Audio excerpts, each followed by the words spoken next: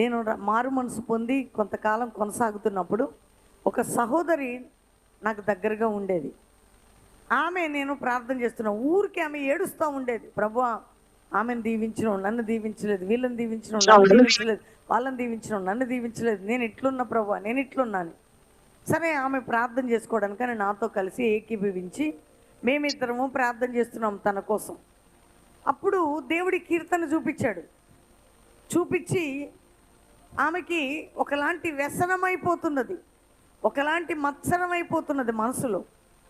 నువ్వు వారిని చూసి, వీరిని చూసి, అది చూసి, ఇది చూసి నీ మనసుని వ్యసనం తెచ్చుకోకు, మత్సరపడకు. యెహోవా యందు నమ్మిక ఉంచి మేలు చేయి. ఆ మాట ఆమెతో దేవుడు మాట్లాడాడు. ఎందుకంటే ఆమె కంటే కింద ఉన్న వాళ్ళకి పెళ్ళిళ్ళు అయిపోయినాయి, వాళ్ళు బాగుపడ్డారు, తనకి ఏమైతలేదు, తను ముందు పోవట్లేదు.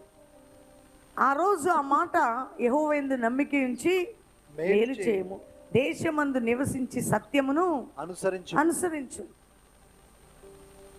సత్యం అంటే దేవుడే. అనుసరించుము, యెహోవాను బట్టి, దేవుని బట్టి, యెహోవాను బట్టి సంతోషించుము. ఆయన నీ హృదయ వాంఛలు తీర్చును. గట్టిగా చప్పట్లు కొడదాం. యెహోవాని బట్టి సంతోషించు.